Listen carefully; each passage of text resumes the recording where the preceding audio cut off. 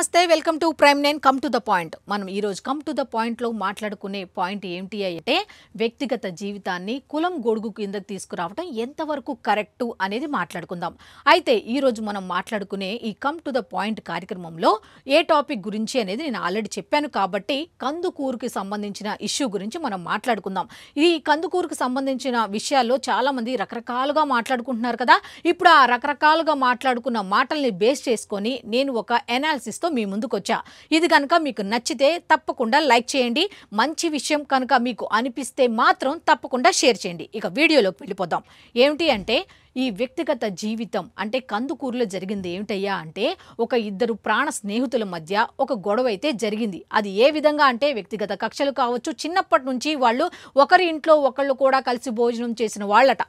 అయితే అంత క్లోజ్గా ఉన్న వాళ్ళకి ఎక్కడో సఖ్యత అనేది తప్పింది. దానివల్ల ఒకళ్ళ మీద ఒకళ్ళు ఏం చేశారు అంటే పగ పెంచుకొని ఒక కమ్మ సామాజిక వర్గానికి చెందిన అతను, అలాగే ఈ కాపు సామాజిక వర్గానికి చెందిన అతను, నేను వాళ్ళ పేర్లు కూడా చెప్పను, కాకపోతే ఈ సామాజిక వర్గాల పేర్లు వాడుకోక తప్పటం లేదు కాబట్టి వాడుతున్నాను అంతే.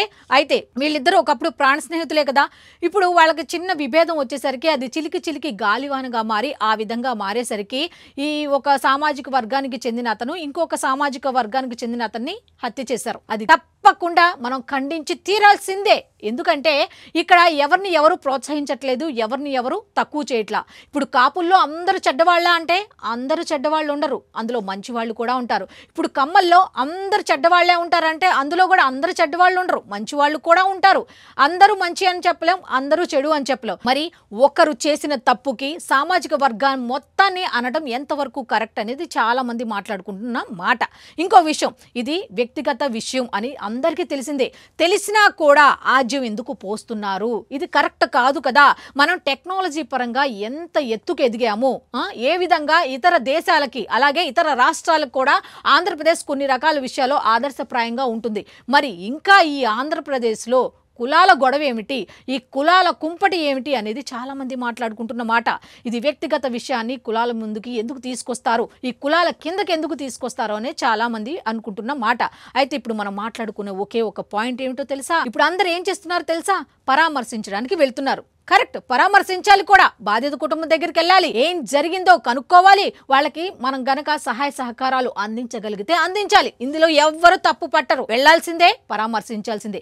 కానీ నిన్న ఆసక్తికరమైన విషయాలు ఏం జరిగినాయో తెలుసా? చాలా మంది రాజకీయ నాయకులు కూడా ఎంత దారుణంగా ప్రవర్తించారు అంటే అక్కడికి వెళ్ళి వాళ్ళ కుటుంబాన్ని పరామర్శించడమే కాదు, బయటకు వచ్చి అన్న మాటలు ఏమిటో తెలుసా? ఇతన్ని పట్టుకొని ఎన్ని మాటలు అన్నారు. అసలు అక్కడ వ్యక్తిగత దూషణలు, వ్యక్తిగత ఆరోపణలు, వ్యక్తిగత గొడవలు, వ్యక్తిగత విషయాల వల్ల ఒకరిని ఒకళ్ళు కొట్టుకొని చంపుకొని అట్లా జరిగితే ఈయన పేరెందుకు? చచ్చిపోతే గాని రావా, మమ్మల్ని ఏదో దేవుడి దగ్గర ఒక ఇది చెప్తారు కదా, మమ్మల్ని ఏలుకోవా, మా కష్టాలు చూడవా, మా దగ్గరికి రావా అని మాట్లాడతారు కదా. ఆ విధంగా ఏమని మాట్లాడారు అంటే మేము చచ్చిపోతే గాని నువ్వు రావా, నీకేం సంబంధం లేదా, నువ్వు పల్లకి మోస్తూ కూర్చున్నావా, చంద్రబాబు నాయుడికి అట్లాగే కమ్మ సామాజిక వర్గానికి సంబంధించి పల్లకి మోస్తూ కూర్చున్నావా, ఇంకా మమ్మల్ని పట్టించుకోవా, ఇప్పటికి కూడా స్పందించవా అంటూ రకరకాలుగా మాట్లాడారు. అసలు అక్కడ స్పందించాల్సిన విషయం ఏమిటి ఒకసారి చెప్పండి? ఒక చెంప దెబ్బ ఒక వ్యక్తిని కొడితే ఆయన ఎక్కడి నుంచి ఎక్కడికి వెళ్ళారో మీకు తెలియదా? అలాగే ఒక స్త్రీ, ఒక మహిళ తన చిన్న బిడ్డతో ఒక సమస్యను చెప్పుకోవడానికి వస్తే అక్కడ పడిన ఇబ్బందిని గమనించిన ఆయన తన కార్యాలయానికి పిలిచి మరి ఎంత బాగా మాట్లాడారు, ఎంతగా ఆవిడని ట్రీట్ చేశారు, ఎంత మర్యాదగా చూసారు, అది ఎవరికి తెలీదా? అలాగే ఒక జవాన్ చనిపోతే ఇది మా తరపు నుంచి ఉన్న తప్పు కాబట్టి మా తప్పుని మేము ఒప్పుకుంటాం, అసలు ఆయనకి ఏం సంబంధం అది, అయినా సరే పిలిచి ఎంత తన సొంత నిధుల నుంచి ఎంత డబ్బు ఇచ్చారో మీకు తెలీదా? మరి అటువంటి ఆయన్ని పట్టుకొని మరి ఈ విధంగా మమ్మల్ని పట్టించుకోవా, మేము చచ్చిపోతే గాని రావా అనే మాట వాడటం అనేది ఎంతవరకు కరెక్ట్? ఇప్పటికే ఆయన ఒకటే చెప్తున్నారు, నేను అందరి వాడిని. మొన్న ఎన్నికలప్పుడు కూడా ఏం చెప్పారు? కులాల మధ్య చిచ్చు రేపుకోవద్దు, ఎవరు కూడా మనందరం ఒకటి, రెల్లి కులం నాదే, కాపు కులం నాదే, అన్ని కులాలు నావే అన్నట్టుగా ఆయన ఎన్నిసార్లు చెప్పుకుంటూ వచ్చారు. నేను రెల్లి కులాన్ని నేను స్వీకరిస్తున్నాను అని చెప్పిన నాయకుడు ఎవరైనా ఉన్నారా అంటే ఆయననే చెప్పొచ్చు. ఇప్పుడు నేను ఆ ప్రస్తావన ఎందుకు తీసుకొచ్చానో కూడా నేను చెప్తాను. ఎందుకంటే ఏంటి, ఒక కులానికి ఆయన ఆపాదిస్తారా? ఒకసారి మీరే జనరల్గా ఆలోచించండి. ఒక కులానికి ఏ విధంగా ఆపాదిస్తారు ఆయన్ని? సరే, ఆయన విషయం పక్కన పెడదాం. ఇప్పుడు ఈ కందుకూరు విషయం ఒకటి 10 రోజుల నుండి జరుగుతుంది కదా. ప్రభుత్వం ఏం చేస్తోంది? పోలీసు యంత్రాంగం ఏం చేస్తోంది? ఇటువంటివి కదా ప్రశ్నించాలి. ఇప్పుడు పరామర్శించడానికి వెళ్ళారు, అక్కడ ఏం మాట్లాడాలి? బాధిత కుటుంబానికి ప్రభుత్వం అండగా నిలబడాలి, మీరు అండగా ఉండే వరకు మేం పోరాడతాం అని చెప్పాలి కదా. ఇవి చెప్పకుండా ఈయన విషయం ఎందుకు అసలు? అక్కడ పవన్ కళ్యాణ్ గారు రావాలి, పవన్ కళ్యాణ్ గారు స్పందించాలి. మీ సామాజిక వర్గానికి ఇంత అన్యాయం జరుగుతుంటే మీరు స్పందించరా అంటే స్పందిస్తారు.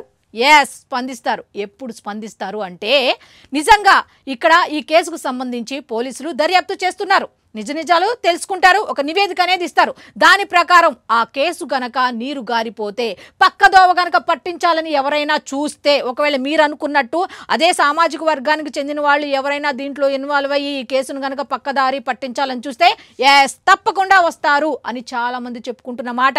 అయితే నిన్న కొంతమంది రాజకీయ నాయకులు అన్నారు కదా, పవన్ కళ్యాణ్ గారు రండి, మీరు వీళ్ళని పరామర్శించండి. వాళ్ళు పరామర్శిస్తారు, వాళ్ళ సంగతి వదిలేసేయండి. మీరు అక్కడ మాట్లాడాల్సిన మాటలు ఏమిటండి? బాధిత కుటుంబానికి అండగా ఉండాలి అని ప్రభుత్వాన్ని మీరు డిమాండ్ చేయాలి. అట్లాగే ఈ కేసులో ఉన్న, అంటే అతను హతమార్చిన వ్యక్తిని మీరు అస్సలు వదలొద్దు, కఠినంగా శిక్షించాలి. ఇవి కదా డిమాండ్ చేయాలి రాజకీయ నాయకులు. అంటే ఏంటి?